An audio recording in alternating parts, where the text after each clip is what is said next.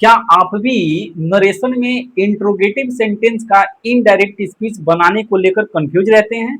क्या आपको समझ में नहीं आता है कि आरबी में आए हुए सेड या सेड टू को कब आस्क्ड, क्वेश्चनड, इंक्वायर्ड ऑफ या फिर इंट्रोगेटेड में बदल देते हैं, या फिर कंजंक्शन के रूप में इफ या वेदर का प्रयोग कब और कैसे करते हैं, और कभी कभी डब्ल्यू एस फैमिली ही कंजंक्शन का काम कैसे कर जाता है। और सबसे बड़ी प्रॉब्लम कि डीएस से आईडीएस बनाते समय वाक्य को असर्टिव में क्यों और कैसे बदलते हैं। यदि इन सभी समस्याओं का सामना यदि आप कर रहे हैं तो यह वीडियो आपके लिए ही है। Hello friends, SK study zone में आपका स्वागत है। तो चलिए इस वीडियो को शुरू करते हैं। एक छोटी सी बात इसको अच्छे से समझने के लिए, ताकि इस टॉपिक में आपको बिल्कुल भी डाउट न रहे कि इंट्रोगेटिव सेंटेंस, जब आप सेंटेंस का टाइप पढ़े होंगे तो आपको बताया गया होगा कि इंट्रोगेटिव सेंटेंस मुख्यतः दो तरह के हो सकते हैं। पहला, जिसका नाम दिया गया होगा yes no answer type question. इसको और भी खोल के बताऊं तो ये वे प्रश्न होते हैं जो हेल्पिंग वर्ब से स्टार्ट होते हैं, जिसका आंसर आप यस या नो में दे सकते हैं। कैसे? जैसे मैंने कहा कि are you going to Patna, क्या आप पटना जा रहे हैं, तो आप कह सकते हैं हाँ या ना। जैसे मैंने कहा आर यू मैड, क्या तुम पागल हो, तो आप कह सकते हैं हाँ या ना। अर्थात कोई भी ऐसा प्रश्न जो डब्ल्यू एच फैमिली से न पूछ करके हेल्पिंग वर्ब से पूछे जाते हैं, उसे हम लोग yes no answer type question कहते हैं, क्योंकि उसका आंसर हाँ या ना में दे सकते हैं।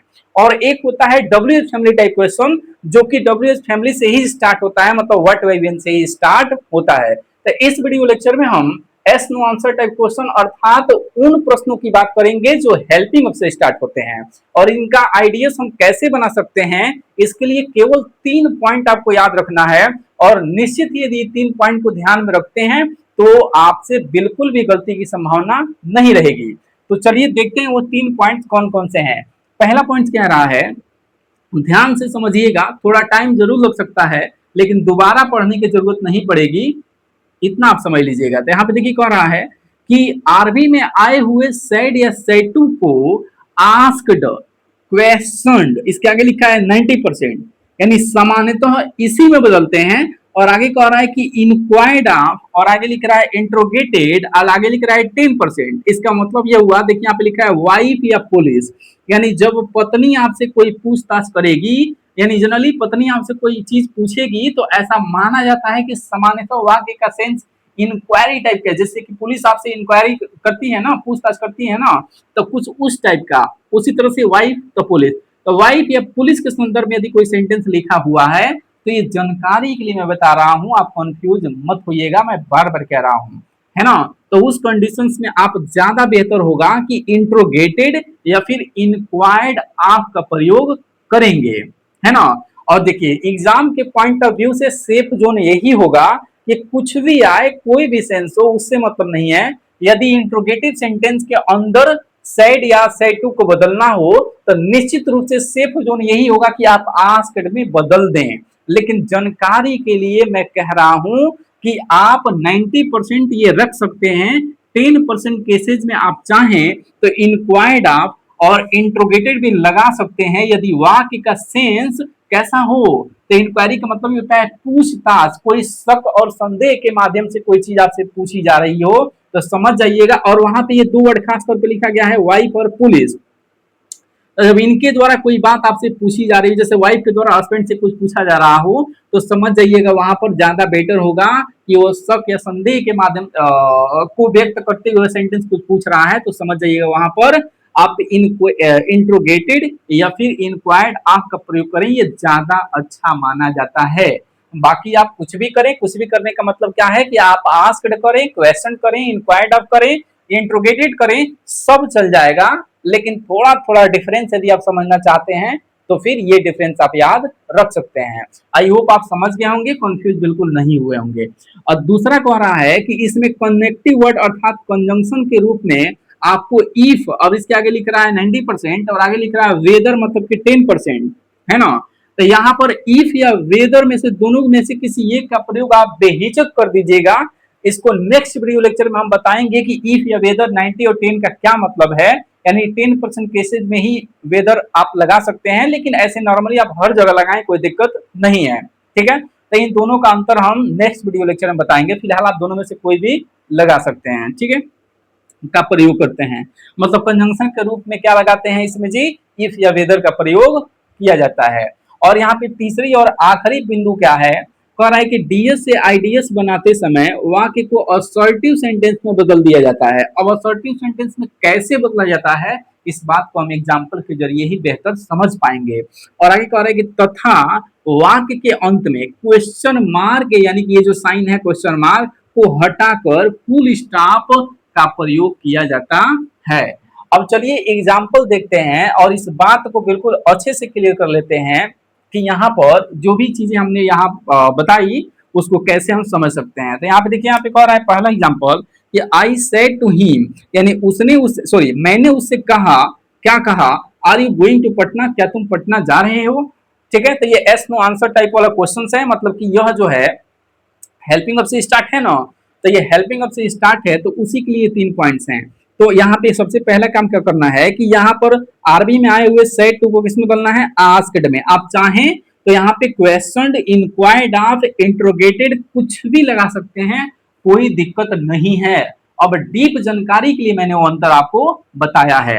और सबसे सेफ जोन यही है कि एग्जाम के पॉइंट ऑफ व्यू से दिमाग कुछ नहीं लगाना है, आप हर जगह आस्क्ड का प्रयोग कर दीजिएगा। ठीक है, तो आई आस्क्ड, मैंने सेड को आस्क मतलब, और क्यों बदला कारण भी जान लीजिए। बदला इसलिए कि देखिए सेंस इंग्लिश में बहुत मायने रखता है। यहाँ पे आई सेड टू हिम यानी कि मैंने उससे कहा, are you going to Patna, क्या तुम पटना जा रहे हो, तो इसका सेंस क्या है कि मैंने उससे पूछा है, तो इसीलिए पूछा है, तो आस्क मींस पूछना होता है ना, तो यहाँ पर हमने आस्क का प्रयोग किया है। तो आई आस्क्ड हिम, और कंजंक्शन यहाँ पे कामा इन्वर्टेड कामा को हटा करके कंजंक्शन मैंने क्या लगा, इफ, और यहाँ पे आप चाहें तो वेदर भी लगा सकते हैं, ध्यान रखिएगा। अब इफ वेदर का जो 98-10 का खेल है वो हम जानकारी के लिए अगले वीडियो में आपको बता देंगे। तो यहाँ पे आपने इफ लगाया, और चूंकि ये वाक्य को असर्टिव में बदलने का क्या मतलब होता है, देखिए ये बताइए, ये प्रश्न आपसे पूछ रहा है, तो प्रश्न पूछ रहा है, तो यदि हम चाहें कि ये प्रश्न न पूछे तो इसके लिए आपको क्या करना पड़ेगा, यहाँ से इस हेल्पिंग वर्ब को उठा करके, और ये बताइए आपने टेंस पढ़ा है तभी यहाँ तक आप आए हैं ना, यदि टेंस पढ़ करके ही यहाँ तक आए हैं तो आप वहां पढ़े होंगे कि जब कोई भी वाक्य हेल्पिंग वर्ब या फिर WH फैमिली से स्टार्ट होता है तो निश्चित रूप से प्रश्न करेगा और उसको इंट्रोगेटिव कहते हैं।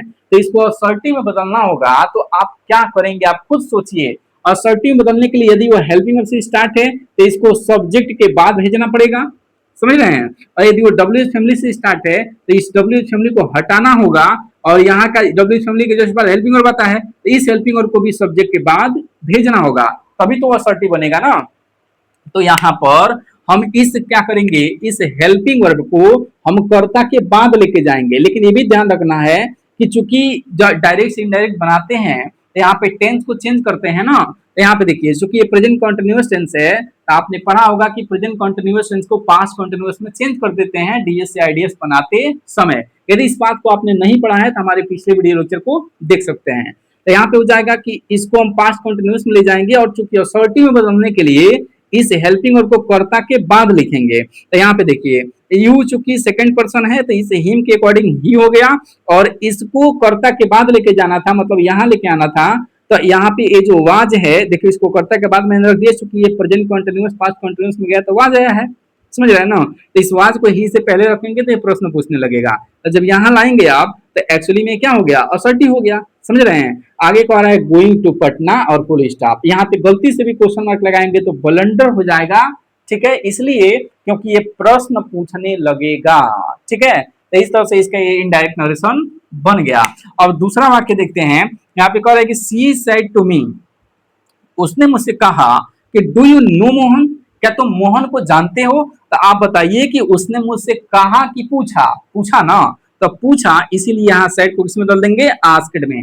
एक बात मैं आपसे क्लियर करना चाहता हूं कि कुछ बच्चों का सवाल होता है कि सर इसके पहले असर्टिव सेंटेंस हमने पढ़ा था कि जब वाक्य के अंदर जो देखिए वाक्य में आरबी में आए हुए सेड को टोल्ड में तभी बदलेंगे कि जब इसके बाद कोई ऑब्जेक्ट लिखा होगा।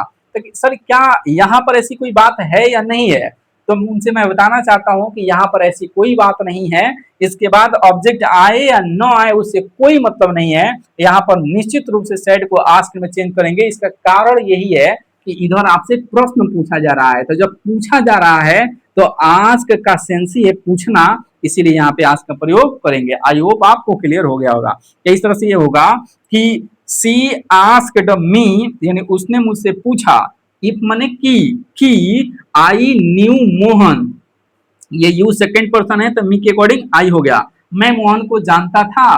समझ रहे हैं, इस तरीके से। अगला देखिए कह रहा है, अभी सेंटेंस को जरा ध्यान से देखिएगा। कह रहा है कि wife said to her husband, पत्नी ने अपने पति से पूछा, क्या पूछा जी, सॉरी कहा, पत्नी ने अपने पति से कहा, कहा मतलब पूछा, उसको बदलेंगे तो आस्क ही, इंक्वायर्ड आप लगा रहे हैं, बताएं क्यों। तो यहाँ पे कह रहा है कि wife said to her husband, यानी कह रहा है कि पत्नी ने अपने पति से कहा, क्या कहा कि did you meet her yesterday, यानी कह रहा है कि क्या आप, इसके थोड़ा इज्जत से बोलिए, क्या आप उससे, है ना, इसका हिंदी होगा, क्या आप उससे कल मिले थे, क्या आप उससे कल मिले थे। तो यहाँ पे यदि पत्नी पति से ये बात पूछ रही है कि क्या आप उससे कल मिले थे, तो यह समझने और थोड़ा सा इंटरेस्टिंग बनाने के लिए मैं आपको बता देता हूं कि पत्नी पति से पूछ रही है उससे मिले थे, तो हो सकता है कोई संदेह के बाद से पूछ रही है उस लड़के से मिले तो नहीं थे, कुछ इस टाइप से। तो ये संदेह का भाव है, मतलब इंक्वायरी है, पूछताछ है कि नहीं। तो इसलिए यहाँ पर हम इंक्वायर्ड लगाएंगे, क्योंकि देखिए सेंस, आंतरिक सेंस से होता है कि आस्क मतलब केवल पूछना, जनरली सिंपल तरीके से पूछना, और इंक्वायर्ड या फिर इंट्रोगेटेड का मतलब होता है शक या संदेह के दायरे में रख करके कोई बात पूछना। आई होप आप समझ गए होंगे। तो इसीलिए यहाँ पे ज्यादा बेहतर होगा, क्या लगा दें आप, इंक्वायर्ड आप लगाएं या फिर इंट्रोगेटेड का प्रयोग करें। और हाँ, मैं क्लियर कर दूं कि यदि यहाँ पर आस्क्ड भी लगा देते हैं एग्जाम के पॉइंट ऑफ व्यू से तो ये गलत नहीं है। तो वही कह रहे हैं कि the wife inquired of her husband, यानी कि पत्नी ने अपने पति से पूछताछ किया, इंक्वायरी लिया, शक और संदेह के दायरे में रख करके कि क्या आप कल उससे मिले थे, कुछ इस टाइप का। तो वही कह रहा है कि इफ, और कंजंक्शन हमने इफ लगाया, चूंकि ये प्रेजेंट इंडेफिनिट है, सॉरी पास्ट इंडेफिनिट है, तो इसे हम बदलते हैं पास्ट परफेक्ट टेंस में। और पास्ट परफेक्ट टेंस में तो ये यू सेकंड पर्सन है, तो हर हस्बैंड, हस्बैंड क्या है, मेल है, तो इसके अकॉर्डिंग यहाँ पे ही आ गया, ठीक है, तो ही आ गया। और चूंकि यहाँ पे जो हेल्पिंग वर्ब है, इस हेड को इधर रखेंगे तो प्रश्न पूछेगा, तो इसको अफर्मेटिव में लेके जाएंगे ना, तो अफर्मेटिव में लाने के लिए सब्जेक्ट के बाद करेंगे इसको, है ना। तो इस तरीके से ये हुआ। अब बाकी ये पास्ट परफेक्ट में आएगा तो इसका थर्ड फॉर्म मेट ही होता है, तो मेट होगा हर द प्रीवियस डे। और ध्यान रहे, पिछली वीडियो लेक्चर में हमने बताया है कि एस्टरडे को किसमें बदल देते हैं जी, द प्रीवियस डे में, तो यहाँ बदल गया है द प्रीवियस डे। आगे देखिए कह रहा है कि द पुलिस ऑफिसर, यानी कि police officer said to the suspect, है ना, सस्पेक्ट का मतलब होता है संदिग्ध व्यक्ति, कोई ऐसा व्यक्ति जिसको कंफर्म नहीं हुआ है कि इसने ये गलती की है, लेकिन शक है उस पर कि इसने किया है। तो वही कह रहा है कि the police officer said to the suspect, यानी कि संदिग्ध व्यक्ति से पुलिस ने पूछा, पुलिस ऑफिसर ने पूछा, कहा, कहा मतलब वही पूछा ही, कहा, क्या कहा जी, कि did you steel the money, यानी कि क्या, इसका हिंदी क्या है कि क्या तुम पैसे चुराए थे, है ना, क्या तुम पैसे चुराए थे या क्या तुम पैसे चुराते थे, ऐसा कुछ हिंदी, या चुराए ऐसा कह सकते हैं। तो कह रहा है कि इसको बदलेंगे कि द पुलिस। अब देखिए, चूंकि पुलिस ने यदि सस्पेक्ट संदिग्ध व्यक्ति से पूछा है तो संदेह रख के पूछा है ना, तो ज्यादा बेहतर होगा कि आप इंट्रोगेटेड या फिर इंक्वायर्ड आप लगाएं। और मैं आखिरी बार कह रहा हूं कि यदि आस्क्ड भी लगाएं तो भी कोई दिक्कत नहीं है। तो वही कह रहे हैं कि द पुलिस इंट्रोगेटेड द सस्पेक्ट, और कंजंक्शन इफ लगा दिया हमने, वेदर भी लगाएं तो कोई प्रॉब्लम नहीं है। और आगे कह रहा है कि यहाँ पे यू सेकंड पर्सन है, तो ये सस्पेक्ट के अनुसार, चूंकि ये संदिग्ध व्यक्ति है, मेल है, तो इसके अनुसार यहाँ पे ही आ गया, क्योंकि सेकंड पर्सन ऑब्जेक्ट होता है। और बाकी ये पास्ट इंडिफिनिट है तो पास्ट परफेक्ट में जाएगा तो हेड हो गया, इसकी का थर्ड फॉर्म स्टोलन हो गया, और इस तरीके से द मनी।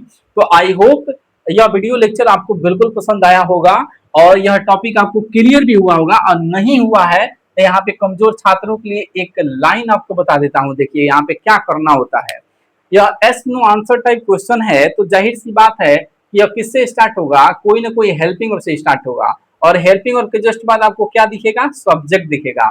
तो सिंपल सी बात है, एक बात आप याद रखिए, आसान तरीका देखिए कि आपको असर्टिव में बदलने के लिए करना बस इतना है कि इस हेल्पिंग वर्ब को इस सब्जेक्ट के बाद कर देना है। ठीक है, इतना आप कर सकते हैं। तो इतना यदि आप कर सकते हैं तो 100% आप लिख के ले लीजिए, आपको गलत नहीं होगा। लेकिन एक बात कि आपका टेंस सही होना चाहिए, और ये पकड़ में आना चाहिए कि सर उधर कौन सा टेंस है, उधर पास्ट होता है तो इधर का टेंस बदलता है, तो भाई कौन सा टेंस किस टेंस बदलता है, तो इसलिए यदि कौन सा टेंस किस टेंस में बदलता है ये बात आपको पता है, तो असर्टिव बनाने का आसान तरीका यही है कि आप हेल्पिंग वर्ब को उठा के कहाँ कर दें, सब्जेक्ट के बाद। अर्थात ये जो है ना, इसको उठा करके आप कहाँ कर दीजिए, सब्जेक्ट के बाद यहाँ पे कर दें। अब जो कि किस टेंस में जाएगा उसका ना हेल्पिंग वर्ब होगा। तो इस तरीके से ये वीडियो आपको आपकी समस्या का समाधान जरूर हुआ होगा इस वीडियो में। तो चलिए मिलते हैं नेक्स्ट वीडियो में, और इसका एक पार्ट 2 भी आएगा जिसमें हम ये देखेंगे कि WH फैमिली जो है उसको उससे यदि कोई वाक्य स्टार्ट होता है तो उसका हम इनडायरेक्ट स्पीच कैसे बना सकते हैं। तो thank you for watching this video. जय हिंद, जय भारत।